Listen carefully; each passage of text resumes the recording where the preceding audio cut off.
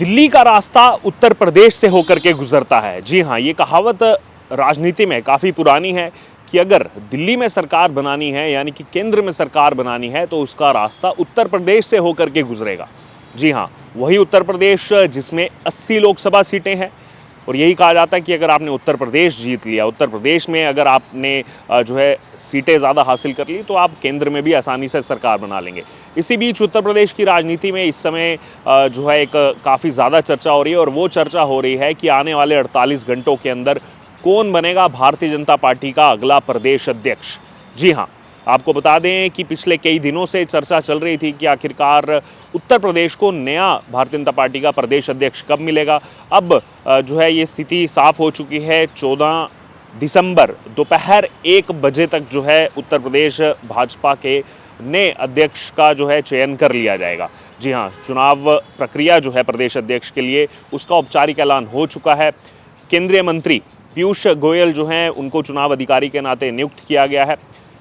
कल और परसों यानी कि 13 दिसंबर और 14 दिसंबर को लखनऊ के अंदर, राजधानी लखनऊ के अंदर जो है लगातार बैठकों का दौर भी होगा, और इसमें से जो है 327 वो भी सदस्य चुन लिए गए हैं जो इस चुनाव में हिस्सा लेंगे, जो इसमें जो है अपना मताधिकार का इस्तेमाल करेंगे प्रदेश अध्यक्ष चुनने के लिए। देखिए, ये काफ़ी ज़्यादा अहम इस समय इसलिए हो चुका है क्योंकि जो भी प्रदेश अध्यक्ष बनेगा उत्तर प्रदेश भाजपा का, आने वाले दिनों में 2027 में उत्तर प्रदेश का चुनाव है और उसके बाद 2029 में लोकसभा चुनाव है। तो उस दृष्टि से भी काफ़ी ज़्यादा इम्पॉर्टेंट हो जाता है कि कौन से चेहरे को बीजेपी जो है वो अपने प्रदेश अध्यक्ष के नाते जो है जिम्मेदारी देती है।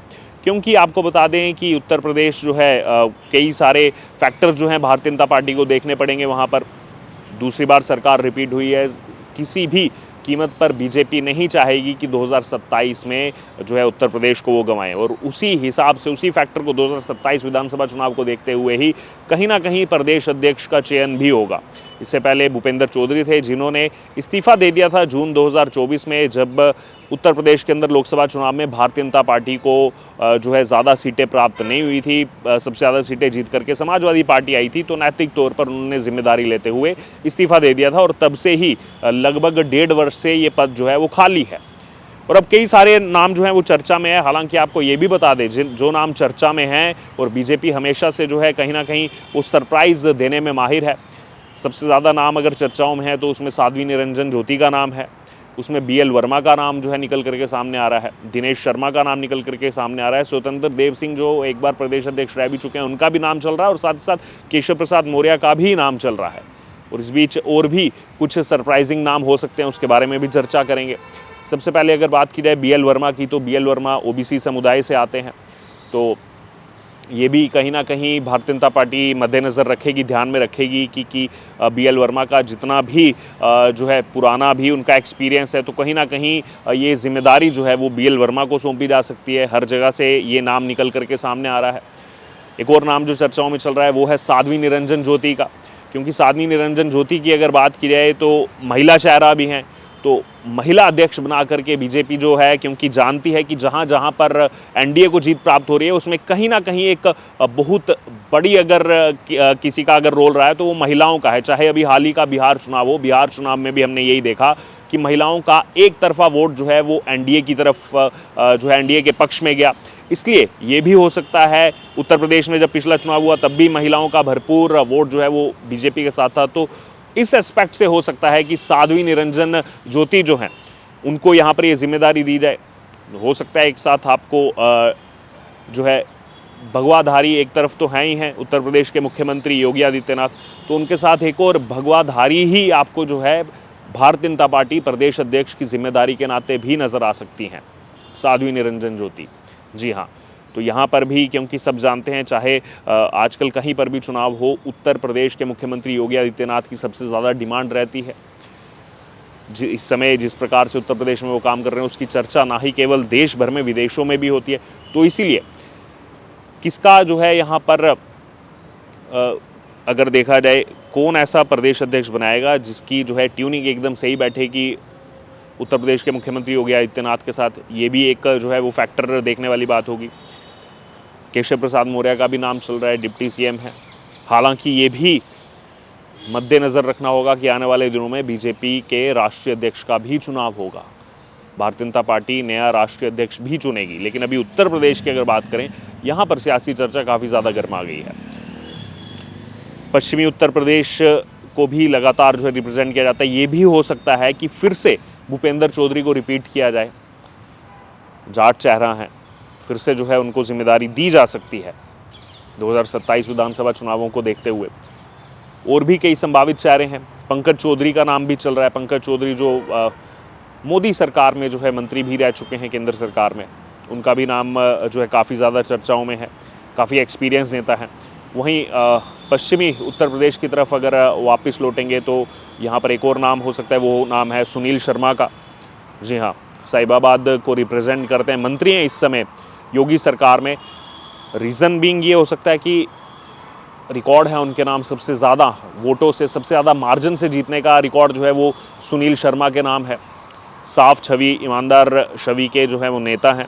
तो हो सकता है कि यहाँ पर भारतीय जनता पार्टी इस एस्पेक्ट पर भी चल सकती है। सुनील शर्मा जो हैं वो ब्राह्मण कम्युनिटी से आते हैं, तो ये भी एक रीज़न हो सकता है कि एक तरफ जो है योगी आदित्यनाथ भी हैं, उनके साथ सुनील शर्मा का नाम भी यहाँ पर हो सकता है। लेकिन आपको फिर बता दूँ, जितने नामों की हम चर्चा कर रहे हैं, ये हमने कई बार देखा है, जब हम मुख्यमंत्रियों के नामों की भी चर्चा करते हैं तो कुछ सरप्राइज़ ही निकल करके सामने आता है।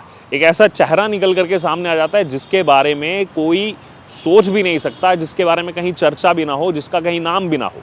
तो वो सरप्राइज़ के लिए भी जो है कहीं ना कहीं हमें तैयार रहना होगा। ऐसा सरप्राइज़ भी मिल सकता है। और भी कई संभावित जो है यहाँ पर नाम है, संभावित चेहरे हैं, उनके बारे में भी आपको पता है। दिनेश शर्मा का नाम भी चल रहा है। दिनेश शर्मा जो है वो डिप्टी सीएम की जो है जिम्मेदारी उन्होंने निभाई है। तो दिनेश शर्मा का भी नाम जो है ज़ोरों शोरों से चल रहा है कि उनको जो है ये एक बड़ी जिम्मेदारी है। प्रदेश अध्यक्ष, उत्तर प्रदेश प्रदेश अध्यक्ष भाजपा एक बहुत बड़ी जिम्मेदारी है। तो वो नाम दिनेश शर्मा का भी इस समय जो है चर्चाओं में है। और भी कुछ नाम जो आपको बता दें जो इस समय चर्चा में चल रहे हैं। ब्रिजेश पाठक का नाम भी इस समय जो है चर्चा में चल रहा है, ब्राह्मण चेहरे की अगर बात की जाए। उसके अलावा और भी जो संभावनाएं जताई जा रही हैं, धर्मपाल सिंह जो हैं उनका भी यहाँ पर नाम चल रहा है, लोधी समाज से आते हैं। BL वर्मा, उनके बारे में हम आपको बता ही चुके हैं। स्वतंत्र देव सिंह का भी नाम जो है चर्चा में है। पंकज चौधरी का नाम चर्चा में। और इसी बीच बता दें, आज जब ये स्थिति साफ हुई है कि अगले 48 घंटे में बीजेपी को नया प्रदेश अध्यक्ष मिल जाएगा, इसमें और भी नए नाम जो है वो जुड़ते जा रहे हैं। और भी चर्चाओं में जो नाम सामने आ रहे हैं उसके बारे में भी आपको बता दें। कांता करदम जो है उनका भी नाम आ रहा है, वो भी एक महिला चेहरा है, राज्यसभा सांसद हैं, उनका भी नाम अब जो है चर्चाओं में शामिल हो चुका है। वहीं बाबूराम निषाद जो हैं उनका भी नाम अब जो है चर्चाओं में शामिल हो गया है कि बाबूराम निषाद भी जो है कहीं ना कहीं वो एक चेहरा हो सकते हैं। बहरहाल अब निर्वाचन को लेकर के शेड्यूल जो है वो जारी हो चुका है। भारतीय जनता पार्टी का जो प्रदेश कार्यालय है लखनऊ में, उसमें चुनाव के लिए नोटिस बोर्ड पर जो है चुनाव कार्यक्रम का नोटिस भी लगाया जा चुका है। बहरहाल नेताओं के लखनऊ पहुंचने का सिलसिला भी अब जो है वो शुरू हो चुका है। अब देखना होगा अगले 48 घंटों में कौन होगा वो चेहरा जिसको दी जाएगी ये एक बड़ी जिम्मेदारी उत्तर प्रदेश भारतीय जनता पार्टी प्रदेश अध्यक्ष के नाते। आपको क्या लग रहा है, क्या कुछ सरप्राइज़ मिलेगा, क्या कोई नया नाम होगा?